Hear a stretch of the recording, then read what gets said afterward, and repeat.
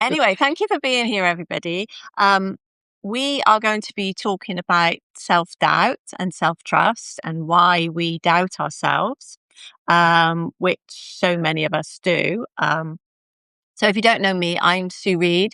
So I'm a master in confidence and self-belief. So that's what I work on. And my Substack publication is called Confidence Matters because I think it does. And Alain, do you want to introduce yourself? I'm Alain, Rising Clarity Insider, the community that I built last year. I started writing on Substack to help people solving their social problems. And one of the main subjects today is about doubting ourselves. All of us doing that. So thank you for having me. You're welcome. Uh, yeah, it's a pleasure to be here. Oh, bless you. So when we talk about self-doubt, then what does that mean to you? What do you think self-doubt is? I think it's the voice inside you that it's told you you cannot do that. This is when Yeah. it starts to feel not maybe it's not negative, but something that it calls like needs more courage. Like there's a trace of doubting and which is needs some restructuring, questioning, and start asking yourself where's the problem. Hmm.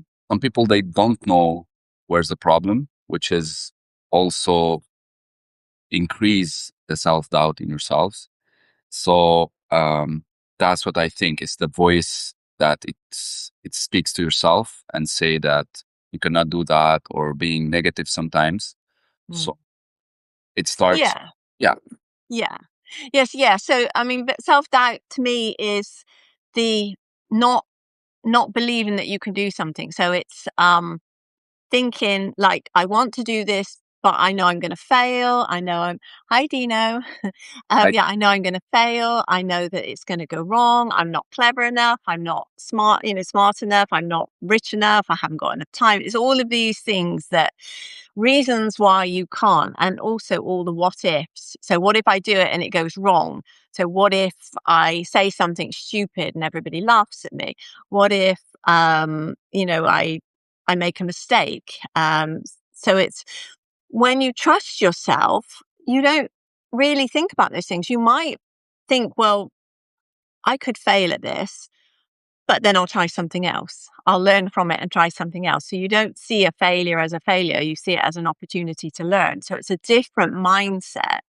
Um, but like you say, we do all doubt ourselves from time to time. And that is something that will never end. You'll never be able to stop yourself from feeling doubt, yes, especially if you're doing something new that you've never done before, or going into a place where maybe, you're not sure what's going to happen next. You will doubt yourself.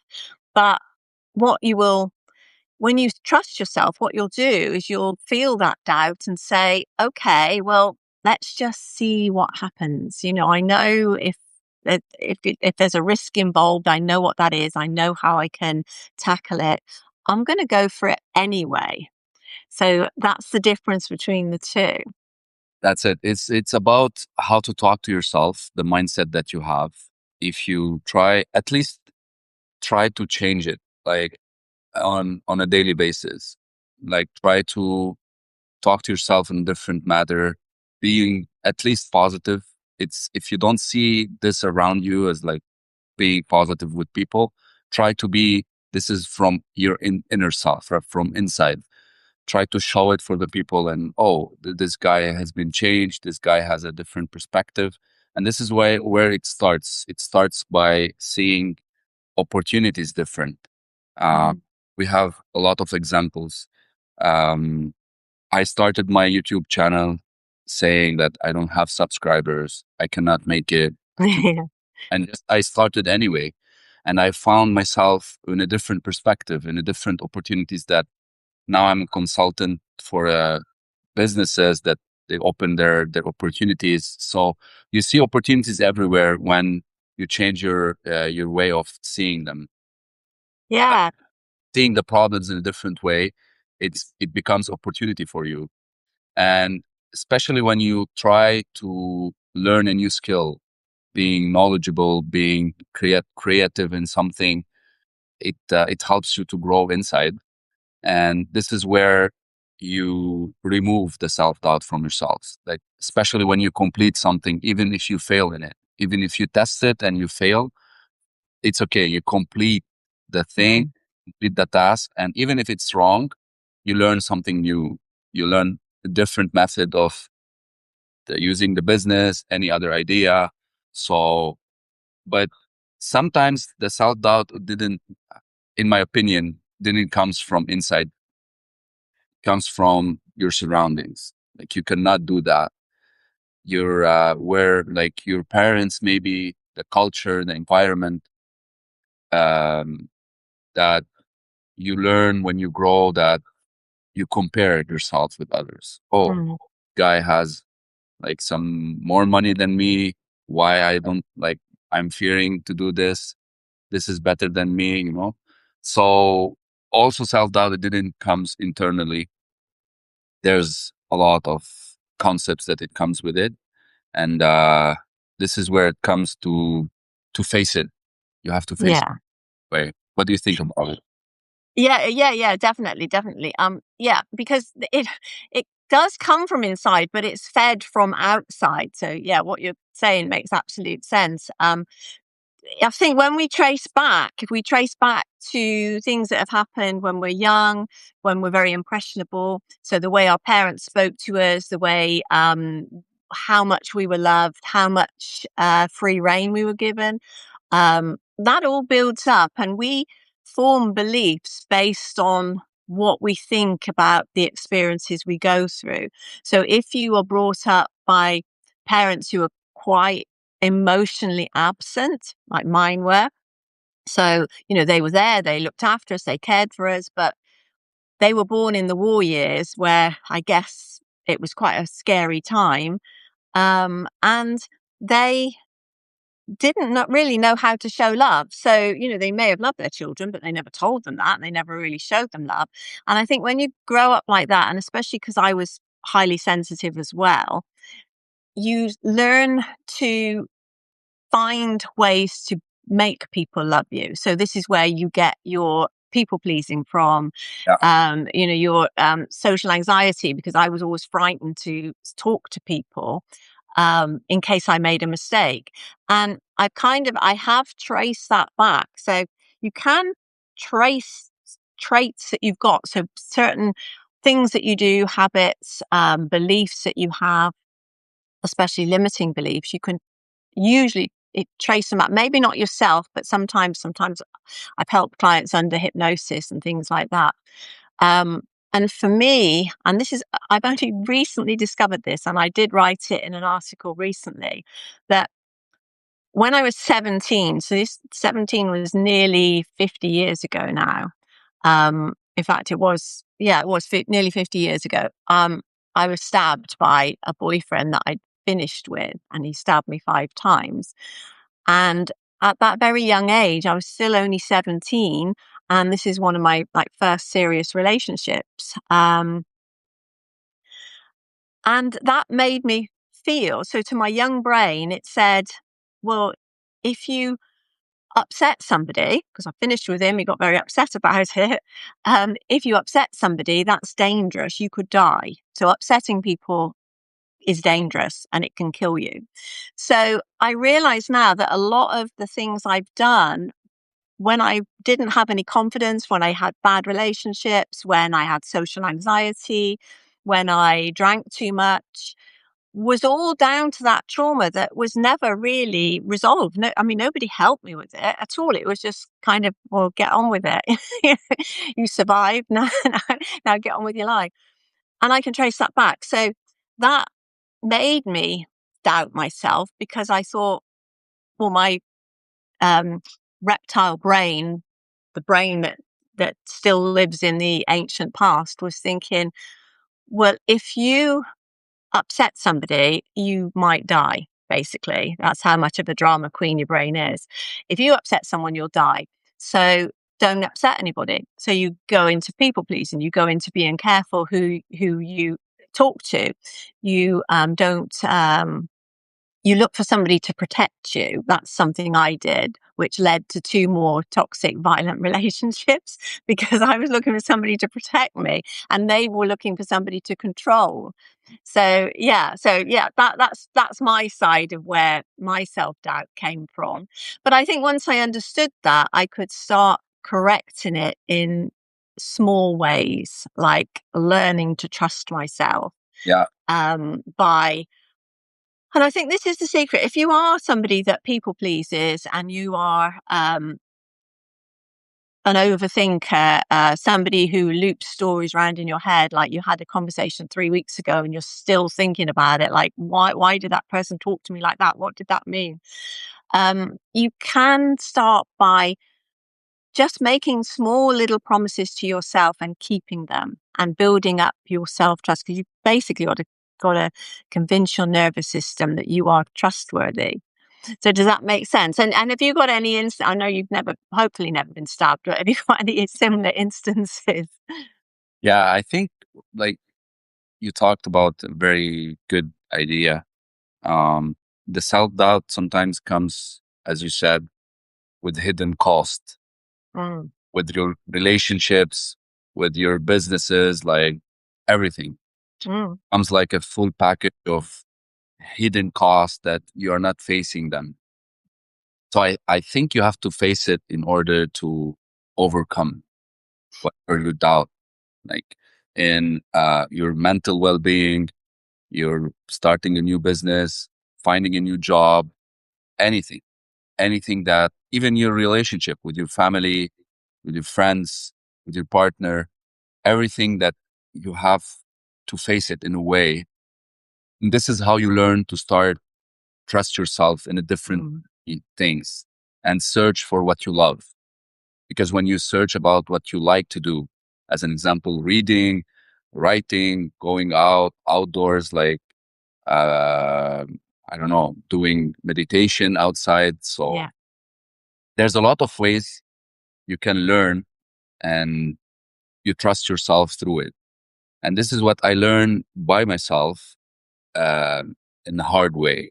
Like I learned as a hard way because um, I feel like things are changing progressively with me. And this is what I apply this to my Rising Clarity Insider as a newsletter, as Mhm. my writings.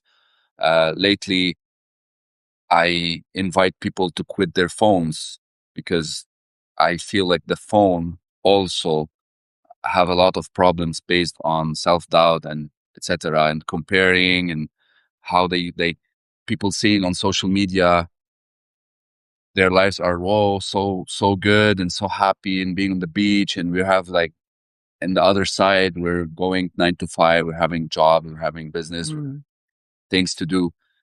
So the main thing is like comparing is the thief of joy. Everything is crazy when you compare, and this starts also like linked to the self-doubt in yourselves and with people. So the main idea here is what you said. The self-doubt comes with hidden cost and you have to face it. If you don't face it, you're not overcome it. And for example, in myself, I put some investments recently last year and I didn't find any revenue, anything. I was like, what's going on? What's the and I find another way of seeing things. I changed my perspective. I changed the business idea, and nothing wrong with that. Some businesses 3, 4 years, 5 years to start generate revenue. So people think it's one way, but sometimes it's not. It's okay to be wrong. It's okay to fail. It's so normal, and just you have to face it to overcome. And this is what it leads, I think, to another the last idea, if you want. Um, Not the last, but self trust and how you can build it from the tiny habits. What do you think? Which one, like which habits we have to do in order to self our like trust ourselves? mm. Yeah, tiny habits. Yeah, we need to um,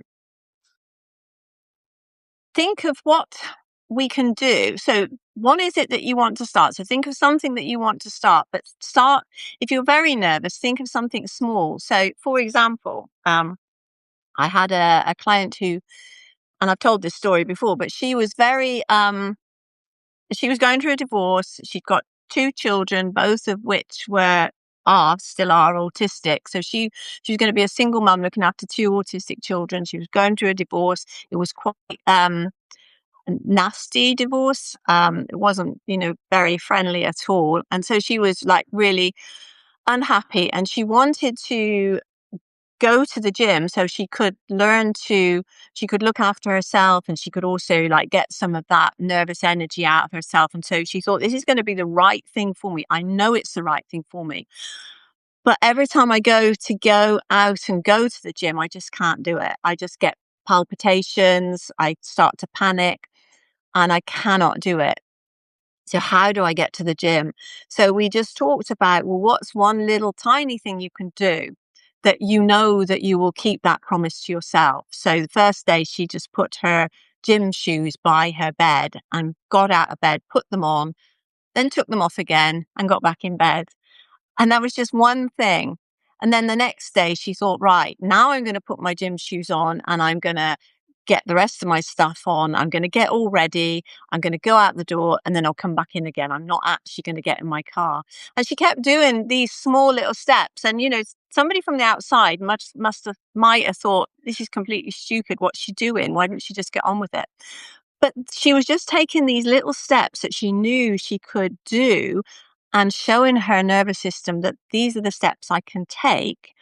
And I think it took her about, I don't know, a week. But then she got to the gym. She got there and she thought, well, this is all right. I'm still alive. Nobody's killed me. And she got on with it. And now these days, I mean, she's been divorced for about, I don't know, since before lockdown, so probably a good 10 years now. And she's thriving. She's got a new job, a new partner. Her kids are lovely.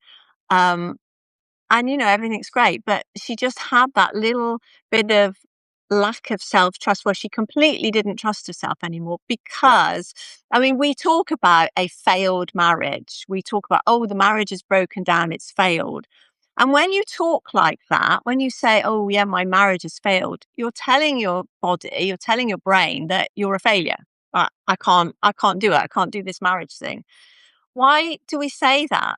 Yeah. Why do we celebrate getting married and then, it's a disaster when we get divorced? It's just the end of one relationship Yeah. so that we can start a new chapter. That's all it is. So I hate that talk about failed marriage. That So yeah, so to your point about little habits, it's just finding one little thing that you can do to build up that self-trust, because what you're trying to do is convince your nervous system that you can handle things. And those things can get bigger and bigger and bigger depending on what your situation is. and it's very impressive. Like I read about how the tiny habits might change your like things, your way of Mm, things, and how you trick your brain. Like very impressive how you can trick your brain into positive ideas. It doesn't necessarily to do a lot of things at the same time. Plans for like 10 years. It's just mm, small things on a daily basis that yeah. change your whole things that you see in your brain. And it's very tricky because you can shift it directly from negative being positive and being negative some days, like a moody way. Sometimes like you wake up and it's okay. Sometimes you wake up, you're not in the mood. It's Mm. normal. The people forget sometimes they are humans. Right. It's Exactly. because we go to the job, we do our job, we come back home, stuff at home, we sleep the next day the same. We forget ourselves. So especially if you have family, if you have members that you have to take care of. So it's really, this is what it builds and linked to your confident matters. Like it's really the page that I learned a lot from your life Oh, thank and you. from the writings. And it's linked indirectly to the Rise and Clarity Insider because I'm pushing people to rise in their own personal development, in their own personality. It doesn't mean you have to make 200,000, dollars of money like in a year, or half a million, or it's not about the quantity, it's not about the money only, it's about how to rise in a way to start seeing yourself in a trusty way. And this is Yeah. affects your relations also, when Yeah. It affects everything. Yeah. affects everything. So I don't know if the game today between the self-doubt and the self-trust is very imbalanced, maybe because one day you feel, oh, I can I can do a lot of stuff. The next day I'm totally out of it. And this is sometimes it's impacting, like affecting many days. Okay, I cannot do that and being lazy for 1 week, 1 month, whatever. But you have to recognize the problem. That's the thing that everyone is missing. It's not recognizing the problem. This is not, Hmm. it's not self-doubt. It's only about trust your gut, trust like where to go without planning. It's okay if you don't know how to plan. It's very normal, you know? I don't know how you see the like a difference, like with the mood, like the day you're Yeah. doing a Yeah. I lot get it. Yeah. out of it. Yeah. Yeah. So, yeah, I mean, like you say, we're all human. So some days we are going to be more energetic and more motivated than other days. On the days where you don't feel motivated, it's a good idea to remember why you wanted to do whatever it is you're doing. So if you've got a project going on, or if say you're trying to keep fit, that's because that's a common one. And some days you don't feel like it. Then first of all, remind yourself why you wanted to do that in the first place. So what is your why? Because that why, if it's important to you, that should keep you motivated. It should keep you able to continue. And the other thing is to ask yourself, okay, I don't feel like, I don't know, going to the gym today, but I do have this goal of getting fit and healthy. What can I do? So, and if you feel, I don't feel like doing anything, I'm just really tired today, really fed up, then that doesn't matter. But if you can think of one little thing that I can do, you can do to move you forward towards your goal. So if your goal is I want to be fit and healthy, then maybe you could go for a walk around your block. Maybe you could, I don't know, do a little exercise routine at home, put a record on and dance around the room, just something. And actually, if you do something like that, it will lift your energy anyway and you'll feel a lot better. So I would say find something that you could do. Don't have days where you absolutely don't do anything unless you really have to just not do anything because you really are not in the right frame of mind. And then maybe you need to reach out and talk to somebody, just for a chat, just to say, look, I'm feeling a bit, phone a friend, a family member, just say, I'm feeling a bit down today. I just needed someone to talk to. And even if there's no friends, no one as surroundings, they can talk on Substack, they can text the owner of any newsletter, just Yeah. sharing the good stories, because it's based on my personal stories. When I start Substack, I just Yeah. help, and I give help to people through this. So people seeing my about page, sorry, on Substack, and it's based on personal stories to learn Yeah. hard way and to give Yeah. what I learned to people. It's very helpful and healthy because I feel also helpful, and I help myself by myself. And this is a really good trick to help yourself to grow, and especially to trust yourself. When you trust yourself, or when you complete something, any task, you start, okay, oh, I can do that. I trust Yeah. myself by Yeah. this. Yeah. But And I'm yeah, I'm always a great believer in writing yourself out what I call a greatness list. So every time you do achieve something, write it down and write down everything you've ever achieved. Um, so you've got quite a long list there. So when you think I can't do this, you think, well, look at all the things I've done in the past. I didn't think I could do those either. And I did. So now I can do this one too. And that's a great motivator. But I think I interrupted you there, so sorry, carry Yeah, on. you said no. It's okay. As you said, like things when you see things that okay, oh, I did that. It didn't show on a daily basis. It's a really it's if you look like 1 year ago, oh, I didn't do that before. Now after 1 year, I'm here, the person I've become. So it's not showing on a daily basis. People forget about that. Oh, I'm Yeah, situation. I'm not changing my job. What should I do?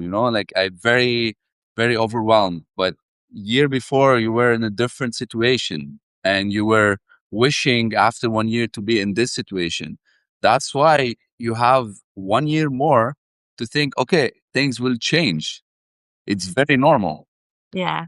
So I don't know. Like sometimes it bothered me how like the shift in like between positivity and negativity, Hmm.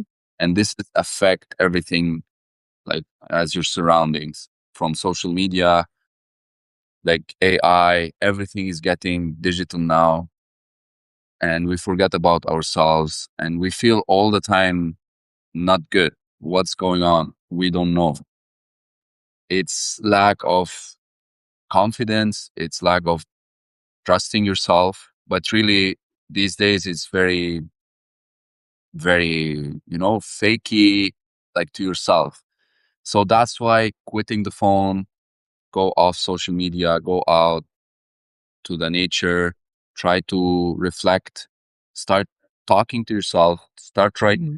that, and you see things will change, but not quickly. And it's okay to change slowly, to grow slowly even.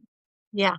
Yeah, I don't know how do you see it? It's progressively, or we can do like radical change in ourselves. Yeah, I mean, sometimes some people benefit from radical change, but most people, if we can just keep moving forward, that's all you have to do. Just keep moving forward. So you have a goal in mind, so you know where you want to get to. And the bigger the goal, the better. So, say for example, somebody starts on Substack and they want to be an author. So they want to be a writer of books, and they're going to use Substack as a base for that so they can test out ideas. But their big goal is to be a writer. So they are not going to sit there day one on Substack, write a book, and thousands of people are going to go and buy it because, for a start, nobody's read anything you've written yet. So that's not going to work. So you have to think, right, what am I going to do to move myself forward? Well, I will start connecting with people. I will start, reading other people's Substacks, recommending them. I will write some little posts and notes, and I will get myself known and visible. And then you can start writing your book if that's what you want to do. So yes, you can make dramatic changes, but it works much better for your sense of self and your trust in yourself by building up slowly.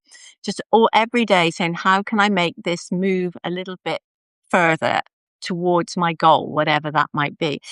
I think it's important to have goals, and I think it's important to be very clear on what you want and not keep changing your mind.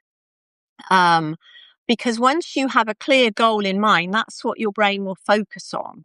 So your brain says, right, I know what you want. I'm going to go and focus on that.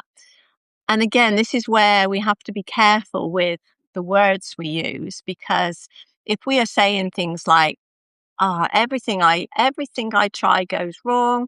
I'm a complete failure. This is what you're feeding into your brain, and your brain's thinking, oh, okay, you're a failure. Well, I'll just remind you of everything else you've ever failed at, because that's obviously what you want to know. Uh, So it's going to keep pointing things out to you. But if you tell yourself, like, if you heard me at the start, I have started telling myself, I'm a master of confidence and self belief. And I'm telling everybody that. And it sounds arrogant. It's like, who do you think you are? But this is what I'm telling myself. So this is what I'm saying out loud, because I need my brain to believe that I am a master of confidence. And you do know what I am? I am, because I've mastered my own confidence. I've mastered my own self-belief. So I'm telling the truth, but it's still, to my ego, it sounds a little bit arrogant. yeah, So, but I'm saying it anyway. Um, But one thing I think that this is the key, this is the most important thing about self-trust, self-confidence, self-esteem. The first thing you have to do is accept yourself for who you are right now. So you have to know who you are and know that that is you. If you take off all of those layers, what is you underneath? And then that is the person you accept. Like, this is me. Okay, I'm not perfect. I grew up thinking I'm not as clever as my sister. So I was constantly comparing myself to my sister and thinking I'm not as clever as her. And that also made my brain look for other people that I Yeah, wasn't as clever as. this is the second Um, rule. and Don't that fed into my social anxiety because I can't talk to this person because they're going to think I'm stupid. So I now feed into my brain that I don't need to compare myself with anybody else. I am not the brightest spark. You know, I'm not the we sharpest knife over in the drawer, as we my husband would tell me. overestimate. Yeah, we overestimate the effort Yeah, yeah, or the value of others, or we underestimate our own values, our own yeah, effort.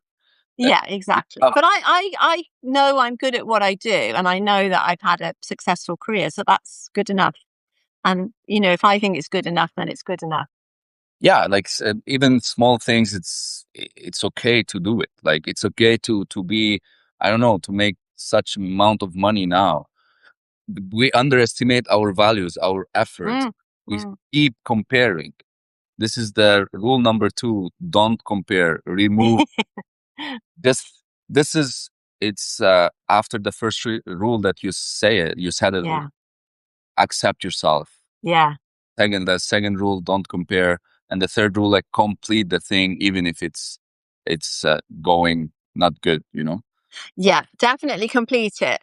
Complete it, or as far as you possibly can, because again, that builds up your self trust because you can complete something. You can start a project and finish a project. And it doesn't matter if it didn't work out, as long as you've put your heart and soul into it and tried, because then you can say, right, I did that. Okay, didn't work out, but I learned from it. And I'll start again. I'll do something else, or I'll do the same thing, but in a different way, and this time I'll succeed. I'll win. Yeah, and especially if you test your stuff, like if you test your services, if you test your ideas, it's okay to test it. It's okay to check the test and it's not working. It's okay to change the idea, and it's very important also, and the idea of asking for help. You can Yeah, asking for help, asking for IT to help you in business, making a website, whatever. In these days with the AI, it can be everything. No, but a human touch it's so different. It yeah, keeps yeah. humanity in the work or in the outcome. Like people, they don't ask for help. That's also No, another problem, that they can underestimate themselves even when they've done their tasks. yeah, because people don't ask for help because again, we that feeds back into our insecurities that says, well, if I ask for help, that shows I'm weak. That shows that I don't know how to do Mm. it myself. And then people will judge me, they'll criticize me, they'll laugh at me. But actually, most people will help you if you ask for help. People like to be asked for their help because it makes them feel important. Um, it enables them to do an act of kindness by helping somebody. So, why would anybody not do that? Yeah, especially if you take things for granted to complete stuff without helping. It's sometimes it's not gonna work. The- No. and it's very normal. So helping is normal, and everything is try to be completed in a way. It's very good because at least you put it on the road, and then you test it, and then you start to change stuff if needed. So, Yeah. and this is also builds your confidence, and this links to the main idea. Yeah. You elevate your humanity in a way, not to showing people, showing to yourself what you can do, and be confident and continue the road as it is, because life outside is crazy good. It's crazy positive. Opportunities are everywhere. And if you change only your perspective about how you see life, everything will change around you. Even if you're on your bad days, everything will change. Definitely. Yeah. I mean, that is so true. And this is why I've been promoting gratitude on Substack as well, and saying what I'm grateful for. And other people have picked that up. I know Melin's here today. Is she still here? And she started putting her gratitude on as well. And quite a few people are doing it now. And this, I think, saying what you're grateful for, it helps you build your confidence and self-trust, because you are showing your brain that, you are there are good things around you, and then your brain will start looking for good things, to reflect back to you and say, well, this happened today, this was great, wasn't it? Yeah, And like you say, there is always something positive. If I look out my window now, I can see a blue sky, I can see a breeze, which means it's probably not that hot now outside. I can see a butterfly's just gone past. So there's all of these things. I can look at my plants. There's all of those things just right outside my window that can bring me joy if I let it. Or I could look out the window and think, oh, yeah. Well, I'm stuck in here. I'm stuck in here talking to Alain. I could be out in that beautiful sunshine, but oh, I've got to sit here and do work yeah. on a Saturday. But you've got to think of what you're grateful for. I'm grateful because I'm having a great conversation. I know people are listening, or hopefully they're still listening. I haven't fallen asleep yet. Um, and, we're having a good conversation and enjoying it. So there is always something to be grateful for if you look People for it. forget to be grateful sometimes, Yes. my opinion, because they forget to focus on the beauty of the nature. As an example, from your window, they are lacking of concentration. Yes. If you concentrate, or if you meditate, if you sit outside by yourself, try to see like the trees, the sky, the color of like the sky, everything around you. If you concentrate, it's gonna be different. You see Yeah. things differently. So this is how. That's why I love your idea of going outside and leaving your phone behind. Because otherwise you'll be walking along looking at your phone, and like you don't know what's going on around you. You don't notice anything. But if you leave your phone at home or put it in your pocket if you want to count your steps or whatever, and just look at what's around you. So as you walk along, look at the sky, look at the flowers, look at everything. Feel the wind on the breeze on your Yeah, face, feel the sun on you. Just notice, use all your senses. What do you smell? it's changed everything, because you Yeah. life in the little moments, even because you like the day that it becomes your past quickly. Yesterday it's very fast to become. You know what I mean? So quitting the phone is not about against Substack or against social media or against I or against anyone. It's just be yourself and get back to yourself. And this is where you concentrate. When you overuse your phone, your lack of concentration, lack of focus, Mm. especially this generation, no focus at all. When you walk and you see a guy or girl like texting, you're gonna, gonna Yeah. hit you, because they are not focusing and scrolling. Keep the brain lazy. Yes. Or you use your phone, it's very total like disaster. And this is also linked to the other idea of like self-doubt, and it's like I'm not feeling well today, I cannot do this, I'm lazy. This is all affecting by the phone. This is one major problem. Mm. People, they are not aware of that, and they underestimate their own power, their own capabilities. And when you focus, concentrate on the beauty of life outside or any other opportunities, your whole story changes. Yeah, definitely, definitely. Yeah. Yeah. When you change your mindset and you think positively, then the world becomes a much more beautiful place. And we know it's not always positive. I'm not one of these people that believes in No, a happy, clappy life, because that's never going to happen. never. You will always have bad days. You will always doubt yourself. You'll always have days where you don't feel like doing anything. Just just But take just believe that life will get better. So we ride waves up and down. So know that life will always get better. Any bad moments will pass. Just let them. Don't attach stories to them. Don't keep thinking about it weeks later. Just think, okay, that happened. I was angry.